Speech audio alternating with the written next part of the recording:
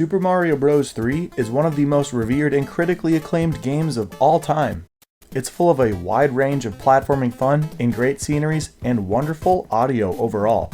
However, there's a handful of moments that many remember and lament with all of their being. It's like you've been strolling along in the most pleasant and beautiful park, then all of a sudden getting stuck, having to climb over a giant pile of rocks or trudge through some deep mud before you can continue on your way.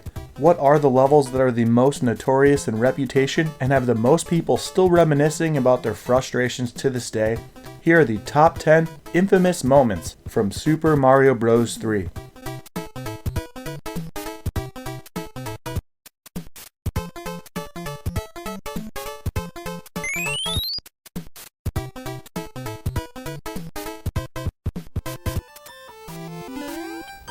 Number 10. Flame Chomps. These freaking guys can be such a pain. They're some of the most annoying Mario enemies in existence. You just have to be grateful that there's not more than one of them following you around at a time.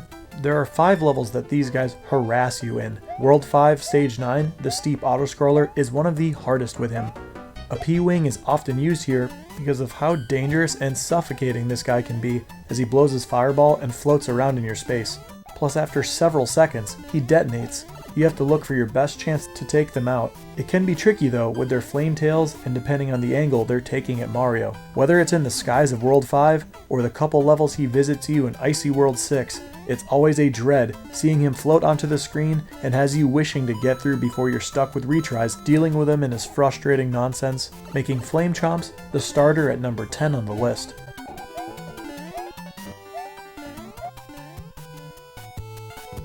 Number 9. World 3, Fortress 1. How does trying a long hallway full of doors that dump you into water sound? It feels like a roulette to find the correct door. You open one, you get dropped in for a swim to try again. And with how sly they were about this puzzle, it's likely you'll get dumped at least a couple times, because at first, you'll naturally choose to go in one of the earlier doors. Dropping into the other side, you should notice a safe door over here. The interesting twist to this little puzzle, even if you understood the concept right away and knew what was happening, you'd logically count the doors while you're in the water, and then choose that numbered door in the hallway. Then you go with 4, but alas, you're dumped in the water again. You actually choose a later door than you'd think. If you counted it out, you're in the water, but try 5 and you get a 1-up, try 6 and you're finally on the safe ground to complete the level. As a younger player, this type of stage could be a little bit of a nightmare to figure out, but as long as you check every door down the hall, of course you'll make it through eventually. It's the first real case of route trickery in the game, making it number 9 on the list.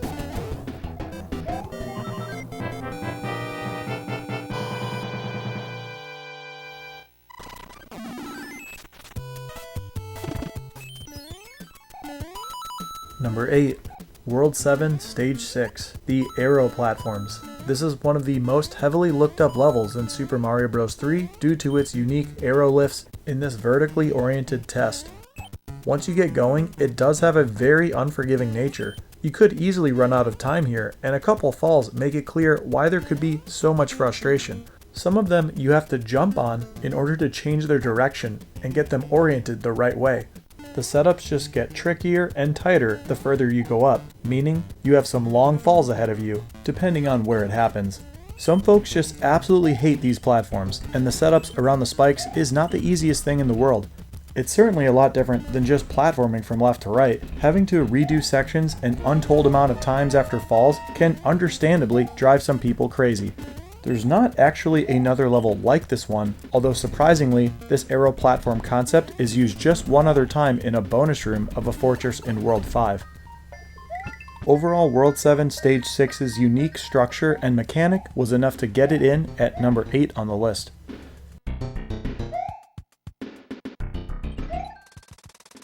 Number 7. World 6 Stage 5, the Exit. There's an unusual and unorthodox path to the exit here. It requires flying and then some. In the notorious Iceland, at least this cave isn't slippery, but this stage can definitely throw players for a loop trying to figure out where to go and what to do. The solution is strange, plus there's a lot of things in your way. If you get hit, you'll lose your flying abilities. You have to get through all of the block throwers, and eventually you'll be looking up, trying some of these spaces up top to try to find a way out of here. and you'll eventually reach a place where you cannot access. So it will hopefully occur to the player that they need to grab the Koopa shell and realize that you need to fly up with it. The inconvenient and unnatural part about this are the blocks in your way. You have to clear all of those out in order to fly upward. This is an awkward and kind of testy thing to do with the Koopa coming out of its shell after only about 10 seconds. Plus, some may find holding down one button while repeatedly pressing the other one to fly is kind of a tough thing to do, but that's what it takes. You have to fly up the shaft to release the shell and clear out the nipper plants and blocks. It can be a weird thing to figure out and awkward to perform, earning it number 7 on the list.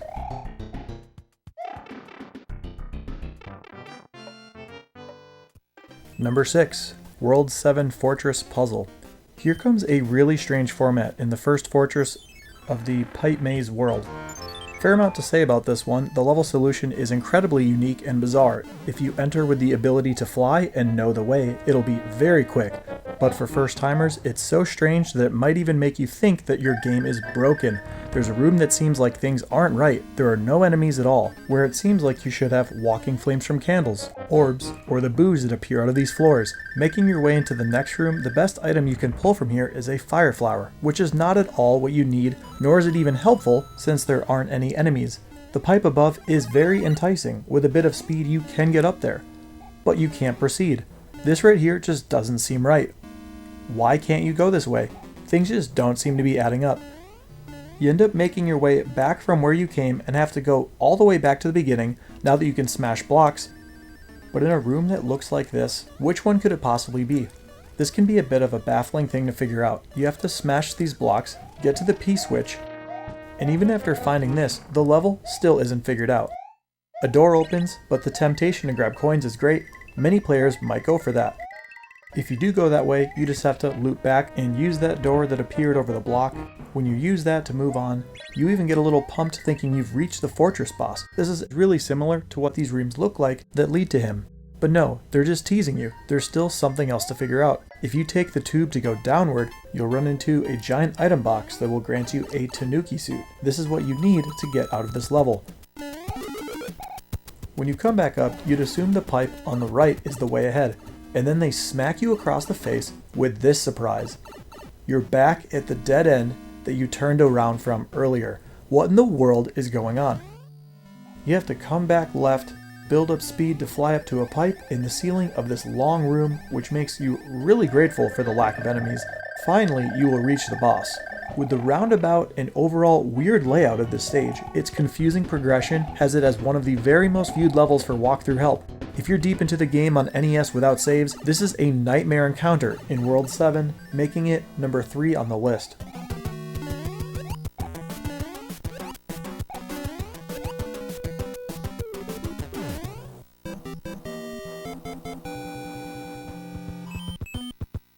Number 5, Airfleet.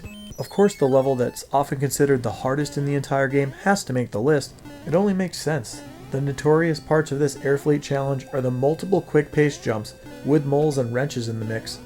There ends up being almost a minute of jumping between shifts while trying to avoid projectiles and falling to your doom. The action is pretty quick and can stress out some players not ready for the pace. If you don't time your jumps properly, you're going to be starting this thing over. It's a test of awareness and nerves hopping from ship to ship. People say it's the hardest stage, which means it's racked up more than its fair share of deaths.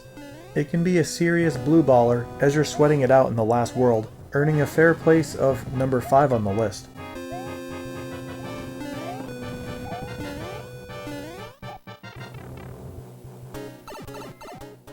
Number 4, the surprise one of one only fire nipper in the entire game. At the end of one of the very hardest levels, World 7 Stage 8, this guy right here is a total surprise.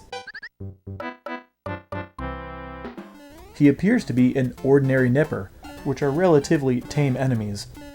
But beneath the surface, he's got the ability to barf out fireballs. This level already has some serious length and challenge to go along with it.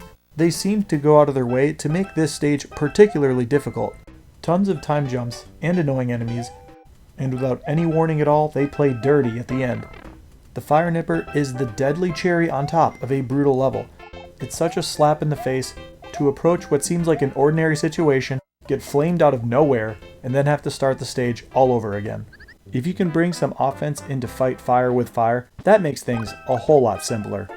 Out of 8 worlds with plenty of stages, this is the only enemy of its kind, and they were absolutely malicious with its placement, earning the Fire Nipper, number 4 on the list.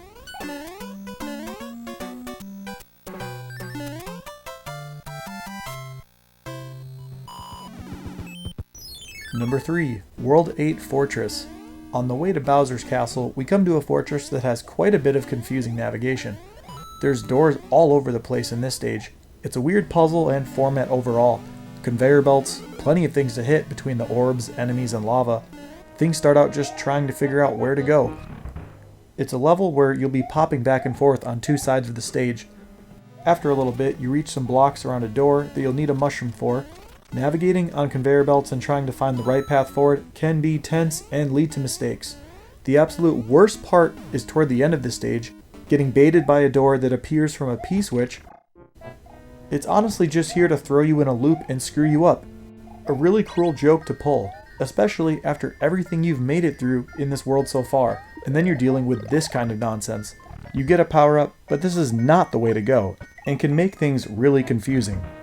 The door appears off the screen over to the right. This is the door you need to enter to proceed to the boss.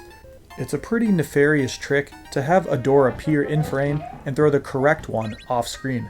After a sketchy level overall, on a tough final stretch of the game, earning it number 3 on the list.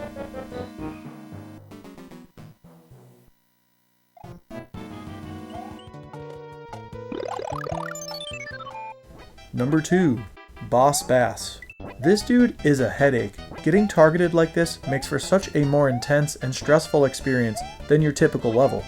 This hungry, aggressive guy just will not stop swimming back and forth, ready to leap and take you down any chance he gets. This is the kind of pressure that can put players into a panic. And surprisingly, even if you take him out with a fireball, shell, or block, a replacement is amazingly quick to come back and continue the harassment in record time. We encounter this obese menace of a fish on 2 levels in World 3, Stage 3 and Stage 8. 3-3 has its concerning moments as you're lowered near the water surface. It feels like he's even scarier on the NES since you can't see him through the water, trickier to keep your eye out for him on the original. 3-8 is particularly cruel and submerges you in with this beast on multiple occasions. This type of gameplay is not for those with anxiety. Young players may not even want to push on past this point. Many gamers breathe a sigh of relief when they're finally free from the pursuit of this buck-toothed fatty. He's a greedy and puffed up bully, incredibly memorable and notorious enemy, making Boss Bass number 2 on the list.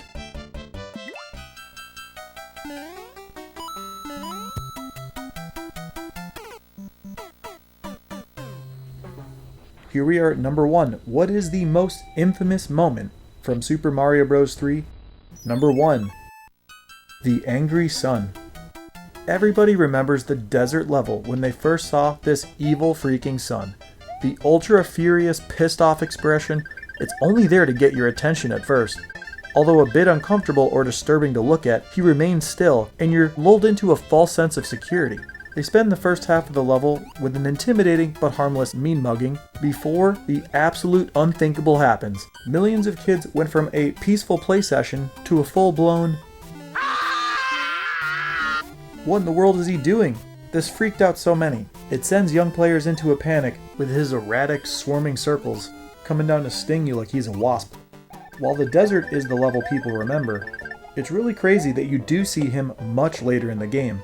In the last numbered stage in the entire game, World 8 Stage 2. If you thought he was a problem on the flat, simple landscape in the desert, then oh boy do you have your work cut out for you over these musical notes at multiple points to finish the stage. He was already terrifying, and now you don't have much ground under you.